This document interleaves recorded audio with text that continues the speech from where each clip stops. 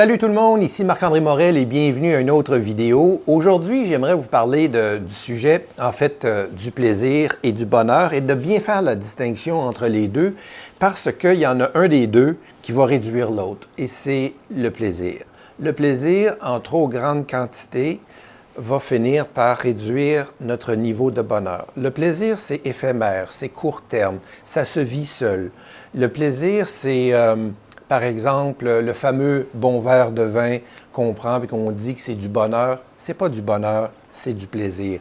Le morceau de chocolat noir qu'on prend à la fin de la journée, c'est pas du bonheur, c'est du plaisir. Ah, c'est du bonheur de recevoir un message de reconnaissance de mon patron. Non, ça, c'est un plaisir.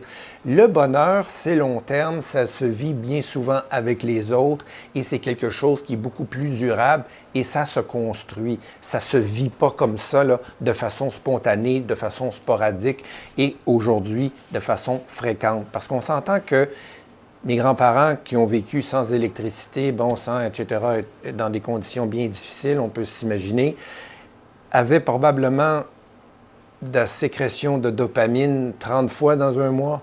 C'était probablement mon grand-père qui fumait sa pipe après avoir une journée de labeur de presque 20 heures de labeur. C'était probablement la fameuse tarte aux pommes ou la tarte au sucre qu'on dégustait en fin de soirée que ma grand-mère avait préparée pour ses 15 enfants. Écoutez, la question du bonheur, c'est pas d'hier qu'on en parle, mais depuis qu'on parle de bonheur, surtout dans les 10-15 dernières années, avec bien sûr, entre autres, les études de Martin Seligman sur la psychologie positive, c'est carrément les études sur le bonheur. Peu importe ce qu'on a découvert sur le sujet, d'en avoir parlé autant, il n'y a jamais eu autant d'anxiété et moins de bonheur qu'aujourd'hui. Ça, c'est la réalité. Nos vies sont de plus en plus d'une certaine façon facile grâce aux technologies, etc., mais sont de plus en plus anxiolytiques. Donc, qu'est-ce qui se passe? Le bonheur, on va mettre ça de côté pour un instant, on va se concentrer sur la question du plaisir. Le plaisir procure une sensation de récompense. Comme par exemple, quand on reçoit un colis qu'on a commandé la veille en ligne, on va avoir notre nom sur un paquet, on le déballe et c'est un peu comme si c'était notre anniversaire ou quoi que ce soit. Il y a à ce moment-là une sécrétion de dopamine. À chaque fois qu'on touche notre téléphone pour effacer une pastille rouge ou pour dégraisser un caractère gras qui était un courriel qui venait d'être reçu, puis de voir la pastille bleue ou quoi que ce soit disparaître, bien, à ce moment-là, il y a une sécrétion dans notre corps, donc il y a un effet biochimique qui est créé où on va avoir justement ce fameux dopamine-là qui va avoir été sécrété.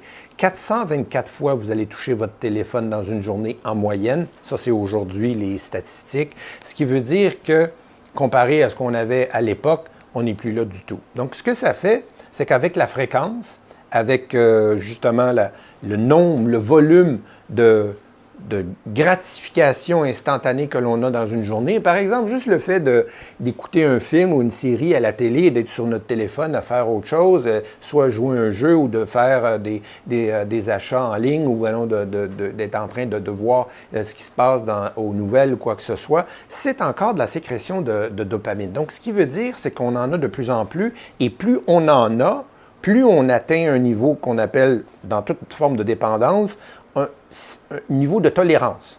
Donc, à partir du moment où la tolérance est atteinte, le niveau de tolérance, c'est-à-dire qu'on en a besoin de plus et plus fort pour continuer de se sentir justement dans cet état-là de récompense, bien, si on arrête 1 minute, 10 minutes, 1 heure, 2 heures, 3 jours, impossible.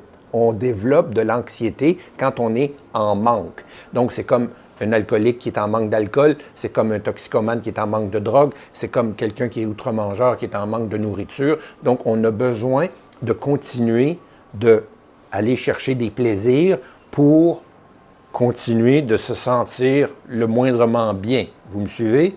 Donc, ce qui veut dire que le bonheur, il est loin. On n'a pas touché encore au bonheur. On est bien loin de ça. On est seulement en train d'essayer de gérer, de ne pas avoir trop d'anxiété due à seuil de tolérance qu'on a développé, qu'on appelle la dépendance. Donc, on est devenu dopaminomane. Nous sommes tous devenus des dopaminomanes, c'est-à-dire qu'on est accro à la dopamine.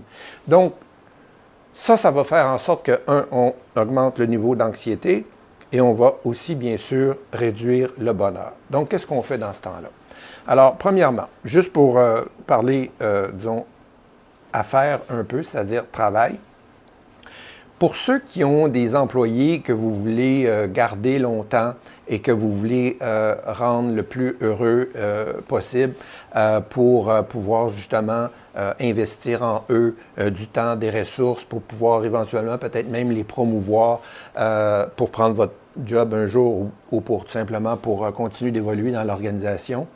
Sachez que ce soit quelqu'un qui est issu de la génération Z, donc au moment où on se parle entre 15 et 28 ans, ou Y, ou X, tout le monde est devenu dopaminomane.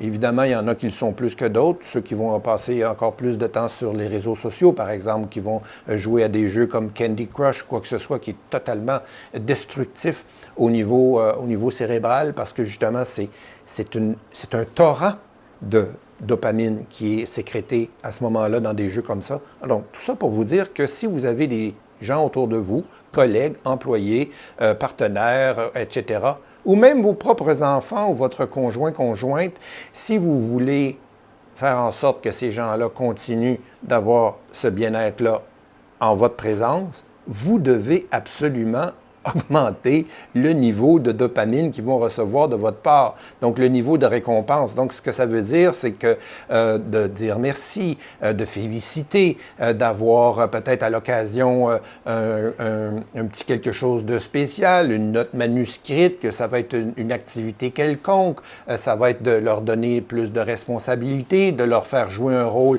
qu'ils ne jouent pas nécessairement dans une réunion habituellement ou quoi que ce soit. Il faut être créatif parce que là, écoutez, moi, si j'ai seulement un retour de mon patron aux 3 mois ou même aux 6 mois ou encore pire, une fois par année, bravo, tu as fait un bon job cette année, je te donne 4,5 sur 5. Oubliez ça, là. Ces gens-là sont partis. Et les meilleurs vont s'en aller parce que ceux qui sont les moins performants savent qu'ils ne peuvent pas se trouver nécessairement un job ailleurs. Ils vont rester. Donc, vous allez vous retrouver toujours avec les gens peut-être les moins performants ou les plus médiocres d'une certaine façon. Donc, je ne vous dis pas que c'est ça qui va arriver, mais c'est comme ça que le système fonctionne. Donc, il faut trouver une façon absolument entre vous et votre entourage, entre vous et vos collaborateurs au travail, à trouver une façon de garantir un certain niveau de dopamine, mais de dopamine qui vient de vous, qui est lié au travail et non pas nécessairement de leur dire d'aller jouer sur leur téléphone. Cette dopamine-là, ils l'ont déjà. La même chose pour, évidemment, leurs achats en ligne ou carrément aller écouter une série télé où il y a une bonne intrigue. Bien là, à ce moment-là, bien souvent, on va avoir justement cette récompense-là qui vient en nous. Même on va aller chercher des croustilles ou du chocolat ou quoi que ce soit. Et ça, évidemment, c'est encore une fois du plaisir qu'on rajoute à ces couches-là de récompense dans une journée. Donc, c'est pas facile, c'est là où on en est. Donc, peut-être la première chose à faire, c'est de faire un inventaire justement de quel genre de niveau de dopamine que je me laisse, disons, prendre ou absorber dans une journée, voir si on n'est pas capable de diminuer ça un peu de façon progressive. Donc, jamais faire des choses carrément à froid, c'est-à-dire du jour au lendemain, et progressivement de devenir de moins en moins dépendant de cette récompense-là, de cette dopamine-là, et éventuellement construire des bonheurs à long terme, c'est-à-dire des relations, des façons d'être, des habitudes qui vont faire en sorte qu'on pourrait dire à la fin, je me sens bien. Et je me sens bien la plupart du temps, et je me sens bien pas parce que justement j'ai accès à une récompense instantanée comme ça. Alors écoutez, il y a eu beaucoup de choses que je vous ai lancées comme ça. Vous pouvez aller trouver un article que j'ai écrit sur le sujet si vous voulez en savoir un petit peu plus. Faites vos recherches aussi et surtout faites votre inventaire parce que c'est non seulement de vous qu'il s'agit, mais c'est de votre bien-être carrément, puis évidemment, votre bien-être va avoir un effet sur le bien-être des gens qui vous entourent, autant à la maison qu'au travail. Alors écoutez, on se voit à la prochaine vidéo. Salut!